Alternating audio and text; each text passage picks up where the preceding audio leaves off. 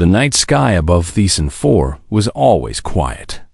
The stars hung like tiny lights in the darkness, and the two small moons cast soft shadows over the purple grain fields. The Volcari people had lived on this world for thousands of years. They were a simple farming species with green and brown scales covering their bodies. They had long tails, wide eyes, and gentle faces. They did not have great technology or powerful weapons. They grew their crops, raised their animals, and lived peaceful lives far from the busy parts of the galaxy. Elder Corvith was the oldest Valkyrie in the village. His scales had turned gray with age, and his movements were slow, but his mind was still sharp. He had seen many seasons come and go. He had buried his wife 10 years ago, and now lived alone in a small hut near the eastern fields. Every night before sleep, he walked through his fields to check on his crops. That night, something was different.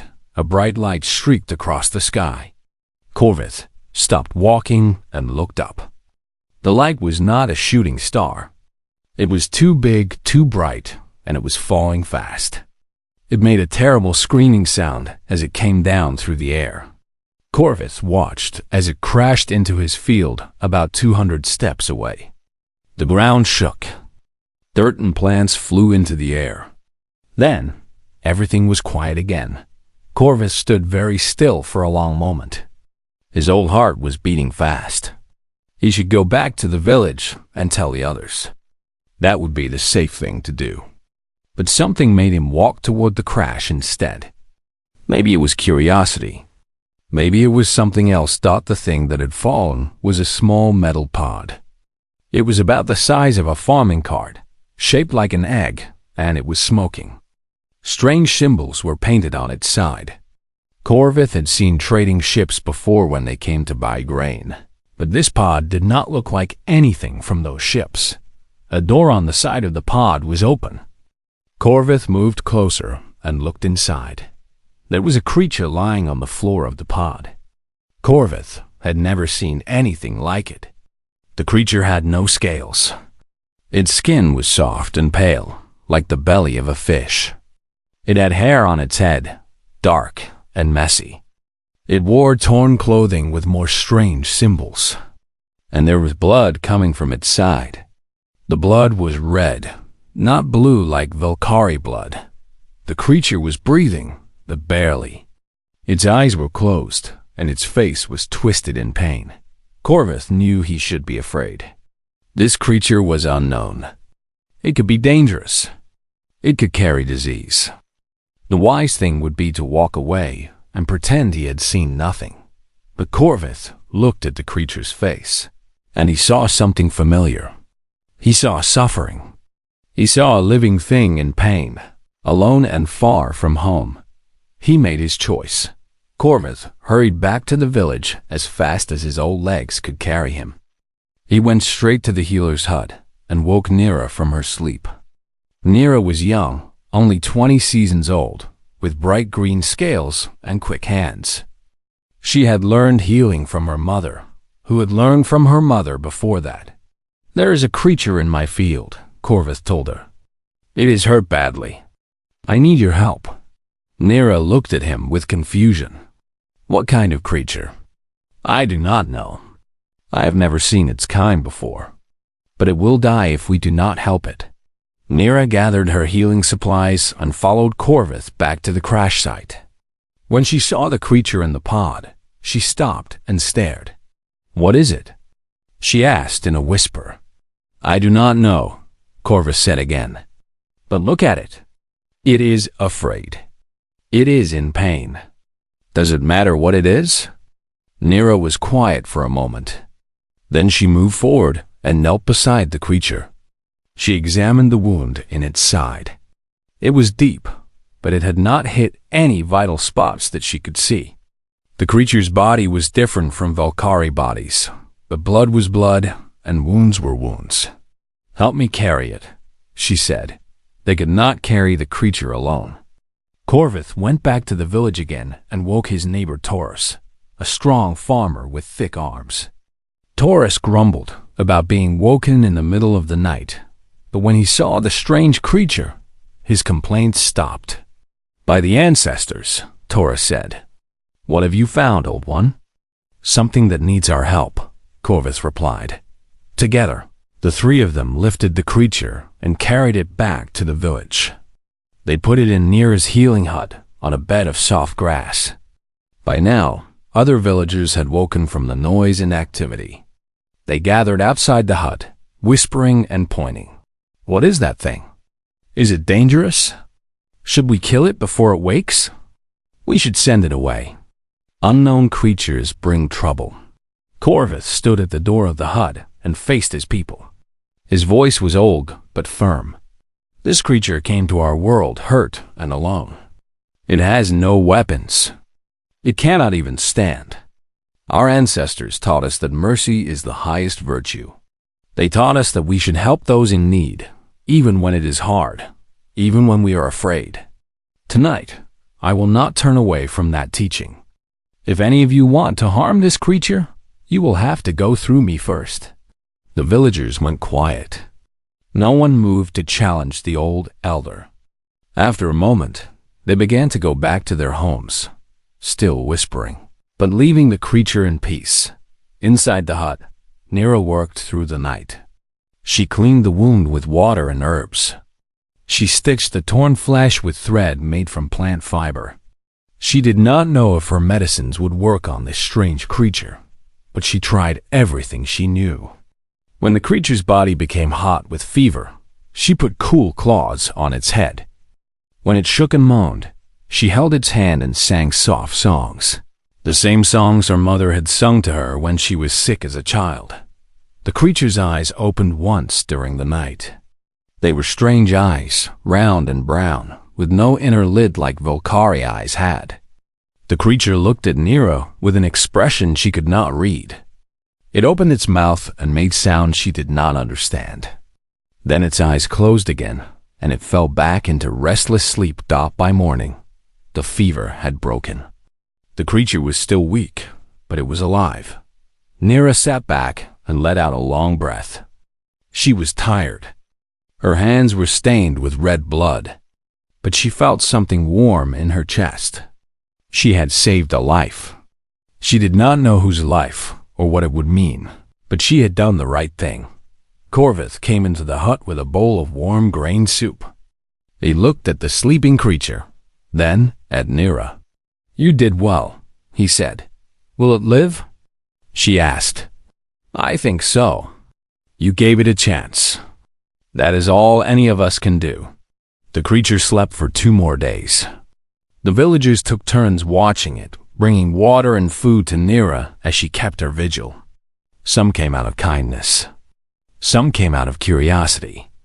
And some came out of fear, wanting to watch the strange thing in case it became dangerous. On the 3rd day, the creature woke up fully. It sat up slowly, looking around the hut with wide eyes. Nira was there, and Corvus, and Taurus. The creature looked at each of them in turn.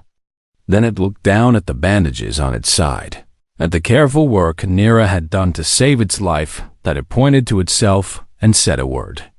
"Danny." Nira did not understand, but she repeated the sound. "Danny?" The creature nodded. It pointed to itself again. "Danny." Then it pointed to the small device on its chest, a metal box that had been blinking with a weak light since they found it. The creature pressed something on the device, and a small picture appeared in the air above it. The picture showed stars and lines connecting them.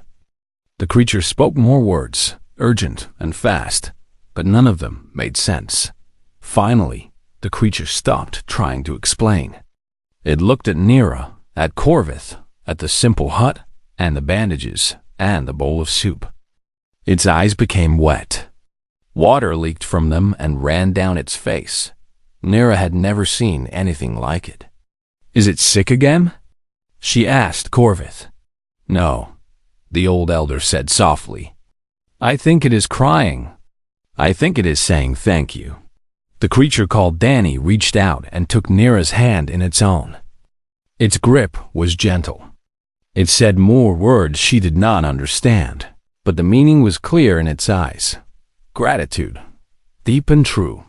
None of them knew it then. But the small device on Danny's chest had done something important during the night. It had sent a signal out into the stars, a signal that was now traveling through space at incredible speed. That signal would reach a ship called the Resolute in 18 days. And when it did, the lives of everyone on Thesan 4 would change forever. But for now, in the small healing hut, there was only a wounded stranger, a young healer, and an old farmer who had chosen mercy over fear. Thought it was a small moment, a quiet moment, and it was the beginning of everything. 3 weeks passed on Thesan IV. Danny grew stronger each day. The wound in his side healed well under Nira's care. She changed his bandages every morning and gave him herbs to drink that helped with pain. At first, Danny slept most of the time. His body needed rest to repair itself. But as the days went by, he stayed awake longer and began to move around the village. The villagers were still nervous around him. They had never seen a creature like Danny before. His soft skin, his round eyes, the way he walked on 2 legs without a tail for balance. Everything about him was strange. Some of the children were afraid of him. They would hide behind their parents when he walked past, but Danny was patient. He smiled at everyone, even when they stared at him. He tried to learn their language, pointing at things and asking what they were called. Pot, fire, water, sky. He repeated each word over and over until he could say them correctly. His accent was strange, but he worked hard. Danny also had a small device that he had fixed using parts from his crashed pod. He called it a translator. It was not perfect, but it helped him understand some of what the Volcari said. And it helped them understand some of his words too. "I am Danny," he told the villagers one evening when they gathered for the community meal. "I come from a world called Earth. I am a soldier. My ship was attacked by bad people, pirates. I escaped in my pod, but I was hurt. You saved my life. I thank you." The villagers listened quietly. Elder Corvith translated some of the harder words for those who did not understand. "What will you do now?" asked Greth, an older farmer who had always been suspicious of Danny. "I sent a signal when I crashed," Danny explained. "My people will come for me. I do not know when, but they will come. And then what?" Greth pressed. "Will your people cause trouble for us?" Danny shook his head. "My people do not forget kindness. You helped me when you did not have to. You saved my life when I was a stranger. This means something to us, to humans." Greth did not look convinced, but he did not argue more. As the days went by, Danny became part of the village. He could not do hard farm work because of his healing wound, but he found other ways to help. He fixed a water pump that had been broken for years. He showed the farmers a better way to store their grain, so it would not get wet in the rain. He taught the children games from his world, simple games with balls made from dried plants. The children stopped being afraid of him first. They found his soft skin funny to touch. They laughed at the sounds he made when he tried to speak their language. Soon they were following him everywhere, asking questions about his world. "Is Earth far away?" "Very far. Many, many days of travel. Are there other humans like you?" "Yes. Billions of us." "What does billions mean?" Danny smiled. "More than you can count. More than all the grains in all your fields." The children's eyes went wide with wonder. Nira spent more time with Danny than anyone else. As his healer, she needed to check on his wound and make sure he was recovering well. But she also found herself wanting to talk to him. He was different from anyone she had ever met. He had seen things she could not imagine. He had traveled between stars. He had been to dozens of worlds. "Tell me about Earth," she asked him one afternoon as they sat by the river. Danny was quiet for a moment, looking at the water. "Earth is beautiful. It has blue oceans that cover most of its surface. It has mountains so tall that snow stays on top of them all year. It has forests and deserts and plains covered with grass. It has animals of every shape and size. It sounds wonderful. It is, but it is also complicated. Humans have not always been good to each other. We have had many wars. We have done terrible things. But we have also done amazing things. We have learned. We have grown. We try to be better now. Nera thought about this. Your people sound like the Volcari. We have made mistakes too, but we try to learn from them. Danny looked at her with warm eyes. Maybe all thinking creatures are the same in some ways. We all make mistakes. We all try to be better. We all want to protect the ones we love. On the 20th day, Danny told Elder Corvith something important. The signal I sent has reached my people. I can feel it in my device. They know where I am now. They will send someone for me. When? Corvith asked. Soon. A few more days. Maybe a week. Corvith nodded slowly. Will there be trouble when they come? Danny looked at the old elder with serious eyes. No, my people will want to thank you. That is all. But I should warn you about something. What? Humans have a strong sense of gratitude. When someone helps us, we want to help them back. Sometimes in very big ways. What you did for me, saving my life, caring for me, this is not a small thing to my people. They will want to repay you. Corvith did not understand. Repay us how? Danny smiled. You will see. 3 days later, the sky filled with light again. This time, it was not an escape pod falling from the sky. It was a ship. A huge ship, bigger than anything the Valkyrie had ever seen. It came down slowly, carefully, landing in the same field where Danny had crashed. The ground shook under its weight. Its metal hull gleamed in the sunlight. The whole village gathered to watch.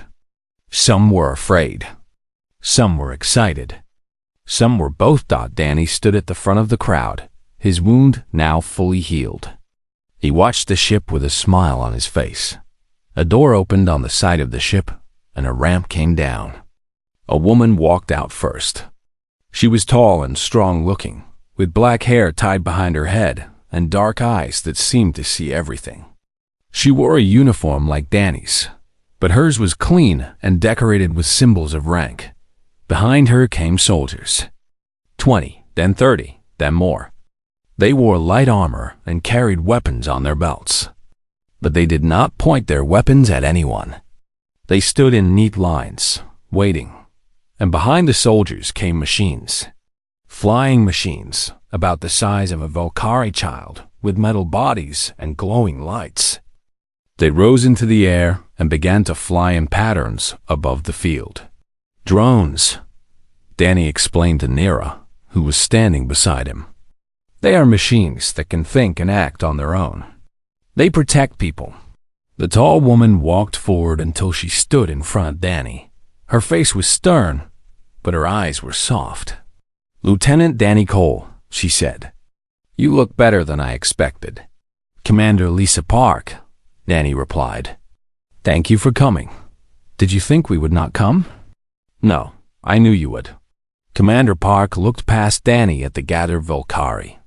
She saw their simple clothes, their farming tools, their small huts. She saw the way they held their children close, the fear and hope on their faces. Then she did something that surprised everyone. She walked forward until she stood in front of Elder Corvith. She looked at the old farmer with his gray scales and tired eyes. And then she bowed deeply, bending at the waist, showing respect. On behalf of the United Earth Coalition, she said in a clear voice that the translator devices carried to everyone. I thank you for saving the life of one of our people. What you did was brave and kind. We will not forget it. Corvith did not know what to say. He looked at Danny for help. Just say what is in your heart, Danny told him. The old elder turned back to Commander Park. We did what any good person would do. We saw someone in need, and we helped. That is all. Commander Park straightened up. That is everything, she said.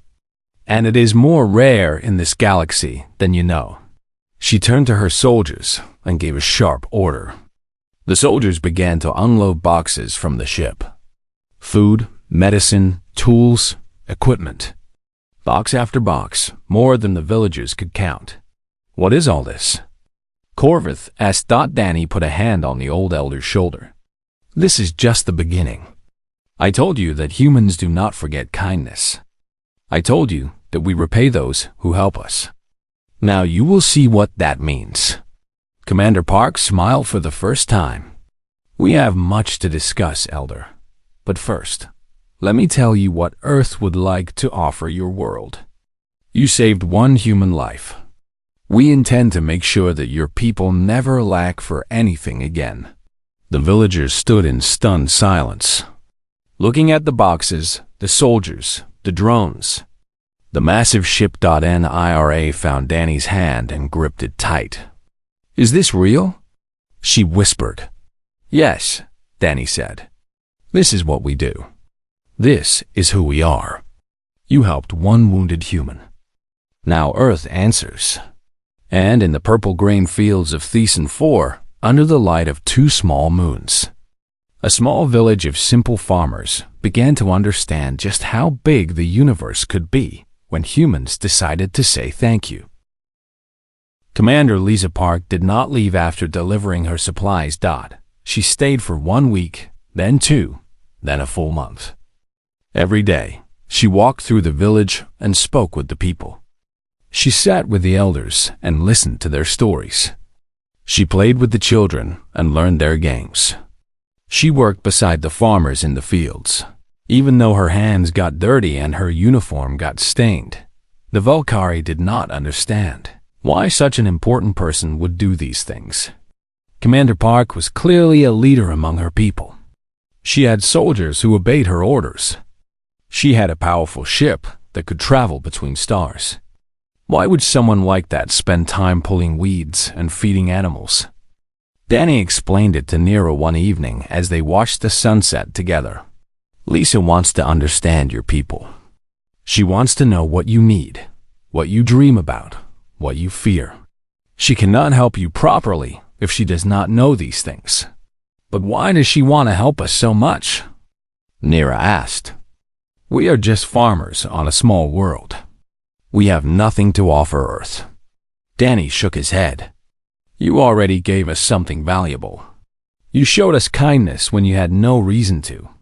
In a galaxy full of species who think only about power and profit, that is more precious than gold or technology. I still do not understand. Danny was quiet for a moment, thinking about how to explain. Humans have been in space for about 300 years now. We have met many other species. Some were friendly. Some were not. Some pretended to be friendly, but only wanted to use us. We have learned to be careful. We have learned to protect ourselves. But we have also learned something else. What? We have learned that true kindness is rare. Most species help others only when they expect something in return. But your people helped me when I was a stranger, when you had no idea what I was or whether I would ever be able to repay you. You helped me simply because I needed help. That is special. That is worth protecting. On the 3rd week, cargo ships began to arrive from Earth. The first ship brought farming equipment. Machines that could plant seeds faster than 100 workers. Machines that could harvest grain without damaging a single stalk. Machines that could pump water from deep underground and spread it over the fields even when the rains did not come. The Valkyrie farmers watched these machines with wonder and fear. They had used simple tools for generations. Would these new machines take away their way of life? Commander Park gathered the village together to explain. These machines are gifts, not replacements. You do not have to use them if you do not want to. They are here to make your work easier, not to change who you are. You are farmers. You will always be farmers if that is what you choose. The machines are just tools to help you do what you already do well. The second ship brought medical supplies and equipment. A doctor named Sam Warren came with it. He was a quiet man with gray hair and kind eyes. He set up a small clinic in one of the village buildings and began seeing patients. "I cannot cure everything," Sam warned the villagers. "Your bodies are different from human bodies. But I can learn. I can help where I can. And I can teach your healers some of what I know." Mira spent many hours with Sam, learning about human medicine. Some things were very different. Humans had no scales, no tail, different organs in different places. But some things were the same. Both species got fevers when sick. Both species needed clean water and good food to stay healthy. Both species healed faster when they had hope. "You are a good healer," Sam told Nira one day. "You saved Danny's life with basic supplies and no knowledge of human bodies." That took skill and courage. Mira felt warmth spread through her chest at his words. "I just did what I was taught. Help those who need help." "That is the heart of healing," Sam said. "Everything else is just technique." The third ship brought construction materials and engineers. They asked permission from the village elders before building anything. When permission was given, they began to construct things the Verkari had never seen before. A water purification system that made every drop of water clean and safe to drink. A communication tower that connected the village to the larger galaxy, allowing them to talk to other worlds and learn about other species. A power station that provided electricity without smoke or noise. But the most important thing the third ship brought was drones. Beth Connor was the technician in charge of the drones. She was young, with yellow hair and a friendly smile. She explained to the villagers what the drones were and what they could do. "These are not like your regular machines," Beth said. "These drones can think. They can make decisions on their own. Their job is to protect your world from anyone who might want to hurt you. Who would want to hurt us?" asked Taurus, the big farmer. Beth's face became serious. "The galaxy is not always a safe place. There are pirates who attack weak worlds. There are conquerors who take what they want by force. There are species who see a planet like yours and think it would be easy to control. We have never had such problems before," Elder Corvith said. "You were lucky before. And you were also invisible. No one knew about Decent 4. No one cared about a small farming world with no valuable resources." Beth paused. "But things are different now. Your world is connected to Earth. You have new technology. People will notice. Not all of them will be friendly." The villagers looked at each other with worry. "Do not be afraid," Beth said quickly. "That is why we brought the drones. They will patrol your skies day and night. They will watch for any ships that come too close. They will warn away anyone who means harm. And if warnings do not work, they will fight." "Fight?"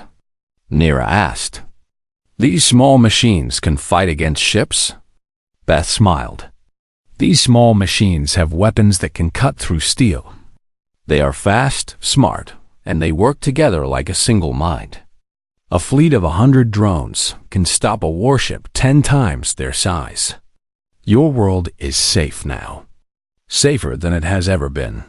The villagers were not sure how to feel about all of this. They had lived simple lives for so long. Now everything was changing so fast. Some welcomed the changes. The young ones especially were excited about the new technology, the connection to other worlds, the chance to learn and grow. But some of the older villagers were worried. What if Earth expected something in return? What if these gifts came with strings attached? What if the humans were not as kind as they seemed? Elder Corvith called a meeting of the village council to discuss these fears. "I have lived a long time," Corvith said to the council. "I have seen traders who smiled while they cheated us. I have heard stories of species who seemed friendly until they got what they wanted. I understand why some of you are worried. Then, why do you trust the humans? Asked Greth, who'd always been the most suspicious. Corvith was quiet for a moment. I watched Danny when he was sick and weak. I saw the fear in his eyes. I saw the gratitude when he woke up and realized we had saved him. You cannot fake those things. And I have watched Commander Park and her people. They ask for nothing. They demand nothing. They only give. But why? Greth insisted. Nobody gives without wanting something back. Maybe we are wrong about that, Corvus said. Maybe there are species in the galaxy who give simply because giving is right. Maybe humans are different from what we expect. I choose to believe that until they prove otherwise. Danny was invited to speak to the council. He stood before them and spoke from his heart. I know you have questions. I know you are afraid. I would be afraid too if strangers came to my world with technology and weapons and promises of protection. So let me tell you what I know about my people. He looked at each council member in turn. Humans have done terrible things in our history. We have fought wars against each other. We have hurt the weak and taken from the poor. We are not perfect. But we have also learned from our mistakes. We have rules now. Laws that say we must help those who cannot help themselves. Traditions that say kindness should be repaid with kindness. You saved my life when you did not have to. In human culture, that creates a bond. A debt of honor. Not a debt you can ever call in, but a debt we feel in our hearts. Every human who hears my story will feel gratitude toward your people. That gratitude is real. It is not politics. It is not strategy. It is just who we are. Greth was still not convinced. And what if your people change their minds? What if a new leader comes who does not feel this gratitude? What happens to us then? Danny nodded. That is a fair question. Let me answer it this way. Earth has been in space for 3 centuries. In all that time, we have never abandoned a world we promised to protect. Never. Not once. Our word is our bond. When we say we will stand with you, we mean it for as long as our species exists. The council meeting ended without a clear decision. Some believed Danny. Some did not. But in the end, it did not matter. The gifts had been given. The drones were flying. The equipment was working. Thesan 4 was changing whether the council approved or not. Nira found Danny after the meeting. He looked tired and sad. You did your best, she told him. Not everyone will believe you right away. Trust takes time. Danny smiled weakly. I know. I just wish I could make them understand. What your people did for me, it changed something inside me. I will spend the rest of my life trying to repay that kindness. And so will every human who knows my story. Nira took his hand. I believe you. That is enough for now. The others will. 6 months after Danny's rescue, the pirates came. The Raxian Syndicate had controlled this part of the galaxy for 50 years. They were a cruel species with rough gray skin and teeth like knives. They flew in ugly ships covered with weapons. They took what they wanted from weak worlds and killed anyone who tried to stop them.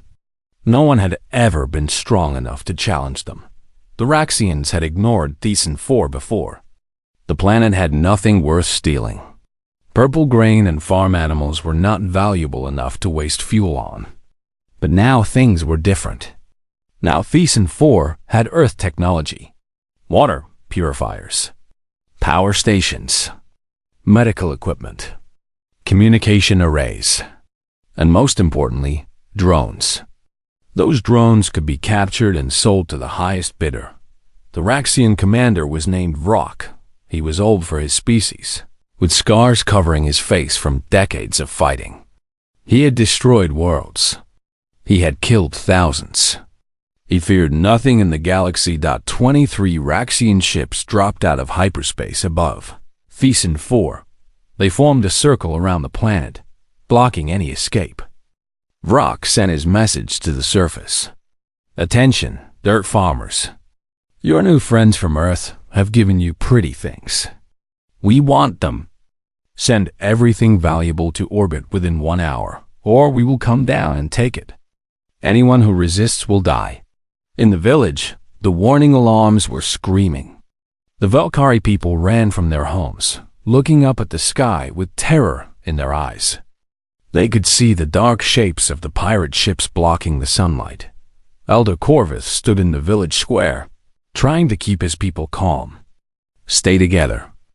Do not panic. The humans said they would protect us. Where are the humans? Someone shouted. I do not see their ships. We are alone. Danny pushed through the crowd to stand beside Corvus. He looked up at the sky with hard eyes. We are not alone. Watch. Above the planet, the drones were already moving. Hundreds of them rose from their patrol routes and formed into battle formations. Their lights changed from soft blue to angry red. Their weapons powered up with a hum that could be heard even on the surface dot, and then a voice came over the communication system. A human voice, calm and cold. Raxian vessels, this is Commander Chris Blackwood of the Earth Coalition warship Steadfast. Thesan 4 is under our protection. You have 60 seconds to withdraw. If you do not leave, we will consider your presence an act of war. Rock laughed when he heard the message. The Steadfast was a small ship, a frigate class, barely bigger than 2 of his own vessels. 1 human ship against 23 Raxian warships? The humans were insane.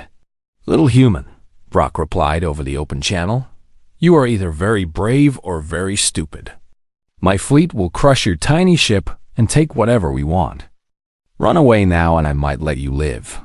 40 seconds passed. Then 30. Then 20. Rock's sensors operators suddenly shouted a warning. Commander, new contacts. Many new contacts. Ships were appearing all around the planet. First 3, then 5, then a dozen. They dropped out of hyperspace in perfect formation, their weapons already hot, their shields already raised. The largest was a heavy cruiser called the Covenant, bristling with cannons and missile launchers.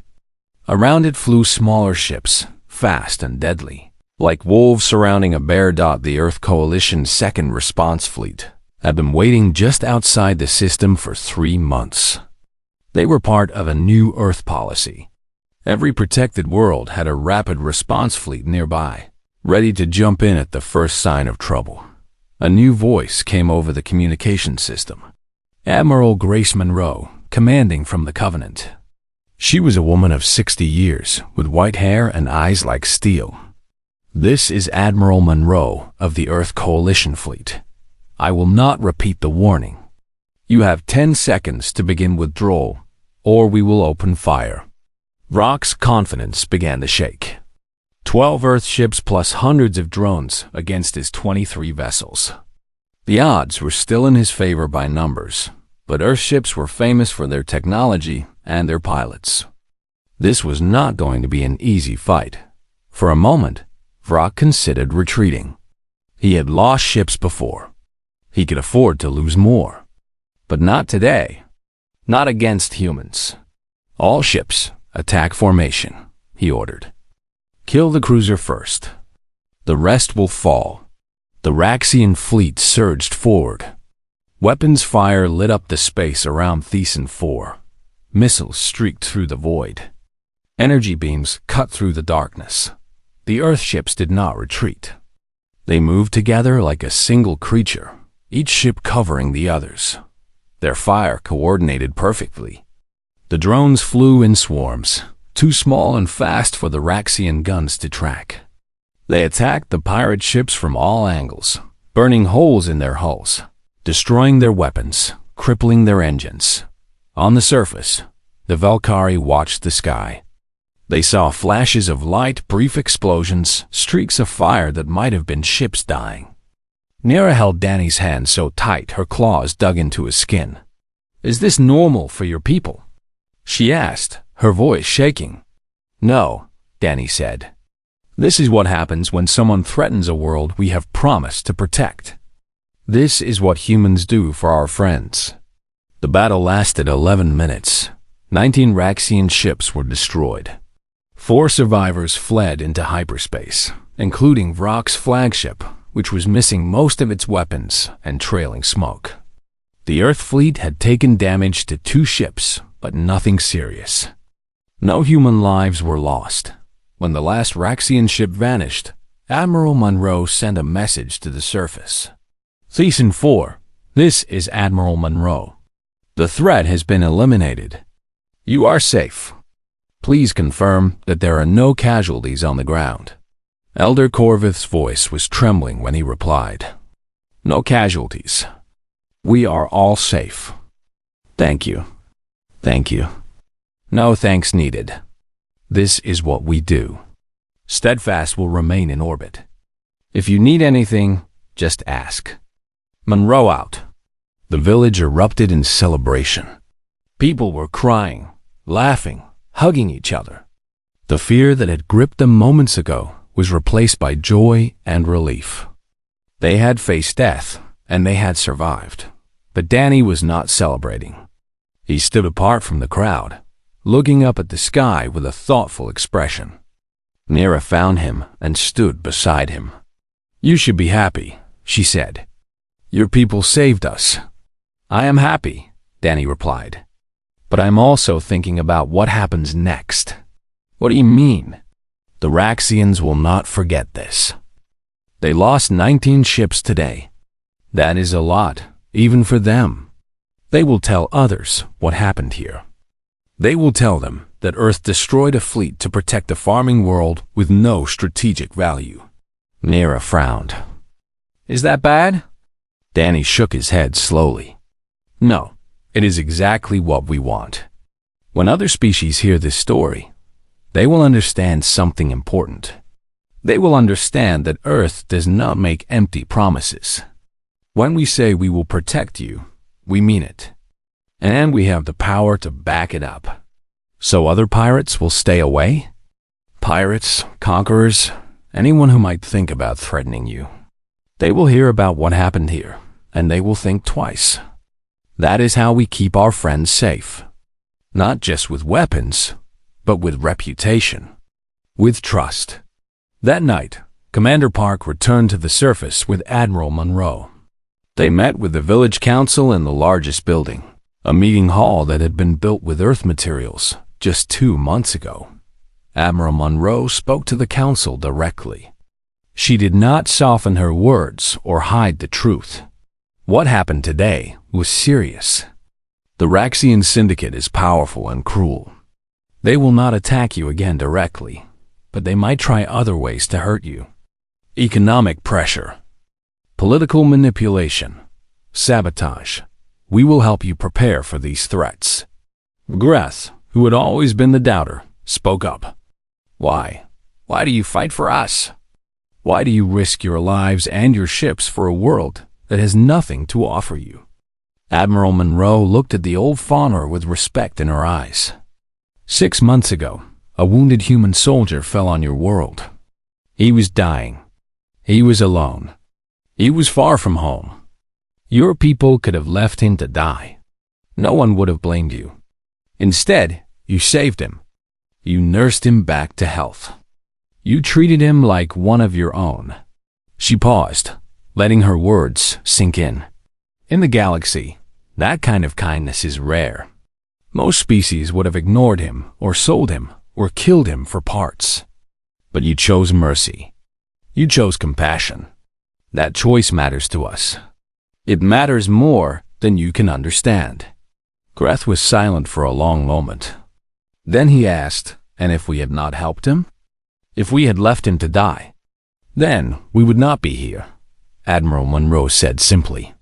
We would never have known about Thesan 4. Your world would still be invisible, and the Raxians would have left you alone. By choosing kindness, you changed your fate. You connected yourselves to humanity. And humanity takes care of its friends.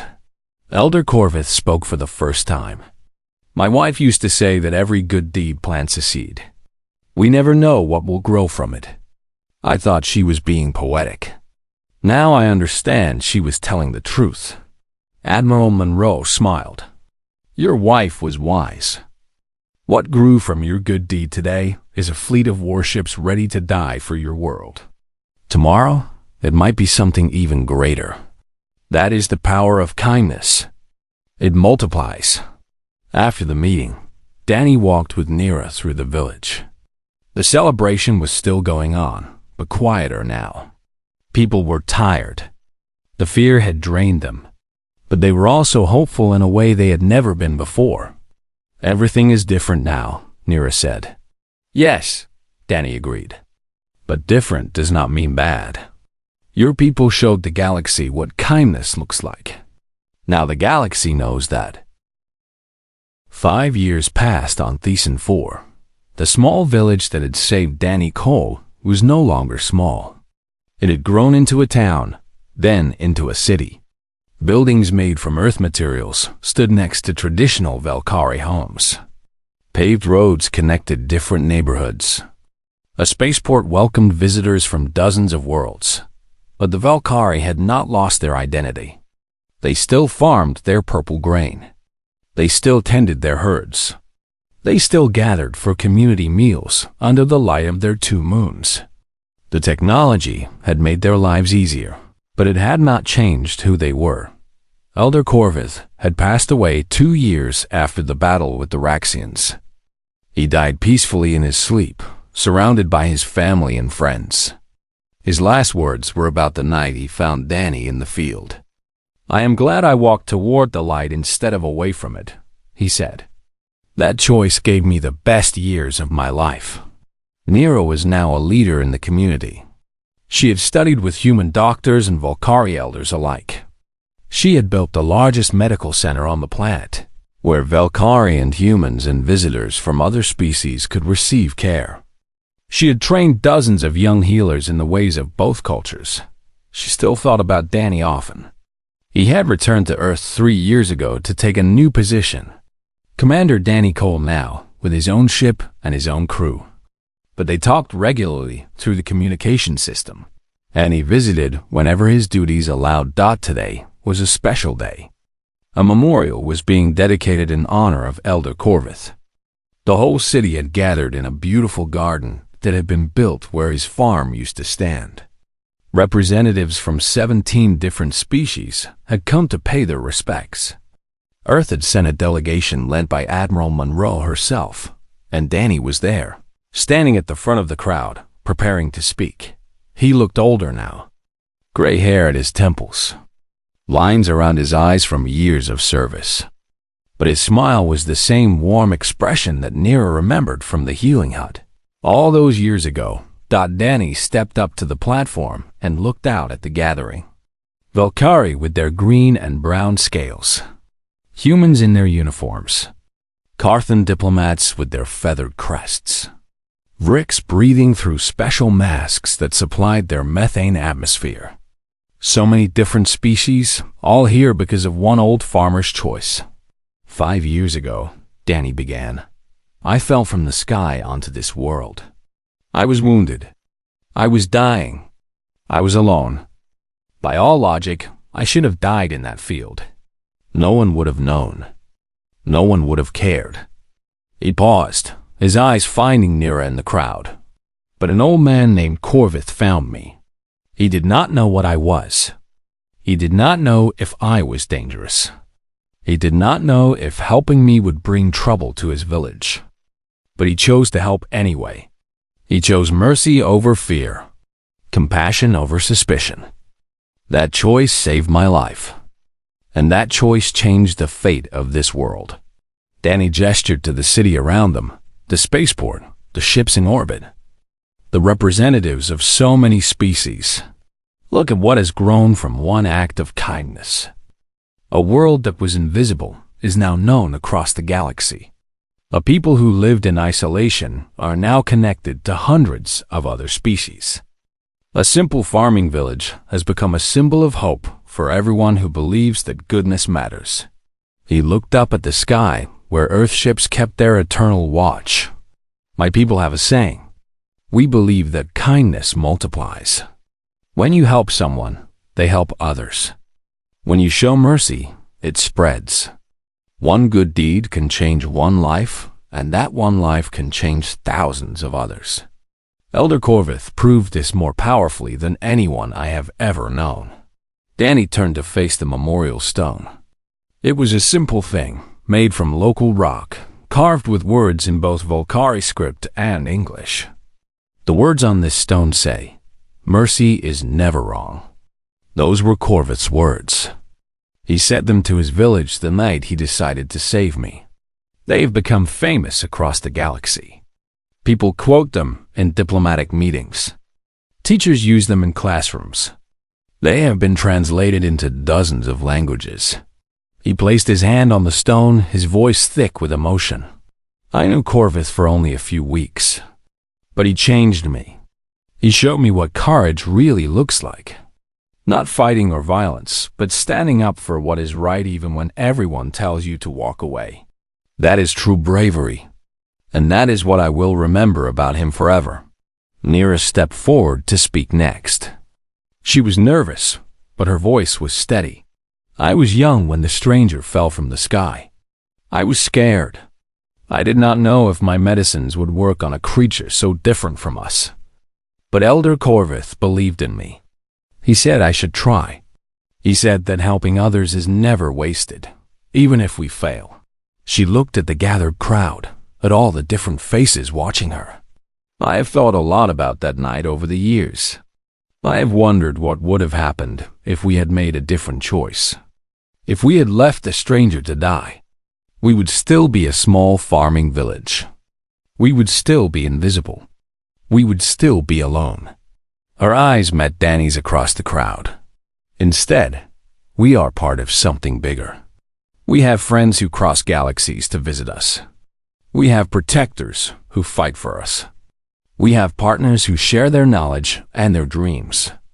All because we showed kindness to a stranger. She turned to address the representatives from other worlds. Many of you have come here because you have heard our story. You want to know if it is true. You want to know if humans really respond to kindness the way the stories say. Let me tell you from my own experience, the stories are true. Every word. When you help a human, they remember. They feel a debt in their hearts that they spend their lives trying to repay. I do not fully understand it, but I have seen it with my own eyes. Admiral Monroe spoke last. The old woman stood straight and proud, her white hair bright in the sunlight. The United Earth Coalition has a policy. When a community shows exceptional kindness to our people, we reciprocate. We protect them. We support them. We stand with them against any threat. Some call this policy too expensive. Some say we cannot afford to protect every world that helps a human. They are wrong. Her voice carried across the garden, clear and strong. What we spend on protection is nothing compared to what we gain. We gain friends. We gain partners. We gain proof that the galaxy is not all darkness and violence. Every world we protect is a world that believes in kindness. Every alliance we build is built on trust and gratitude. That is worth more than all the resources on all the planets in the universe. She looked at the Volcari, at Nira, at the memorial stone. Earth has been in space for 3 centuries. In that time, we have learned many lessons. The most important lesson is this: strength alone does not make you safe. Weapons alone do not protect you. What truly protects you is connection, community, trust. When you have friends who believe in you, who will fight for you, who will stand with you no matter what, you are truly strong. The ceremony ended with a moment of silence. Hundreds of beings from dozens of species stood together, remembering an old farmer who had chosen kindness when it would have been easier to walk away. After the ceremony, Danny found Nira standing alone at the edge of the garden. She was looking at the memorial stone, lost in thought. "What are you thinking about?" Danny asked. "The future," Nira replied. All these representatives, all these species, they came here because they want what we have. They want Earth's friendship. They want protection and support. Some of them will earn it. Some will not. You have learned to be wise, Danny said. I have learned to watch. I have seen how humans respond to kindness. But I have also seen how you respond to cruelty. The Raxians learned that lesson. Others will learn it too. Danny nodded. We try to be fair. We try to give everyone a chance. But we do not forget when someone hurts us. And we do not forget when someone threatens our friends. They stood together in comfortable silence for a while. Around them, the representatives were talking, making connections, building relationships. A Carthan was explaining something to a Vrix. A human diplomat was laughing at a joke told by a Volcari elder. Different species, different worlds, different histories, all brought together by one story. Do you think Corvith would be proud? Nira asked. Danny smiled. I think he would be amazed. But I think he would also say that this is exactly what he expected. He believed that kindness multiplies. He was right. In the sky above, a human drone passed on its patrol.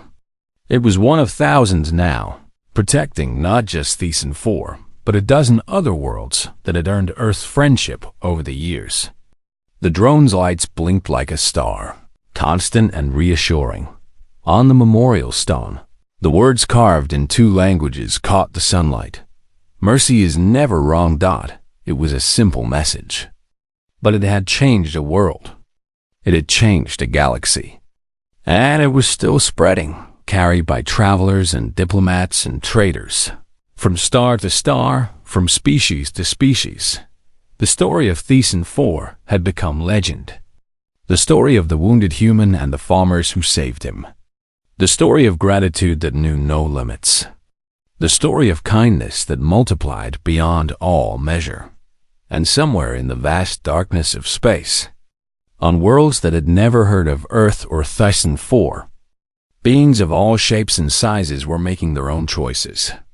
Some chose cruelty. Some chose indifference.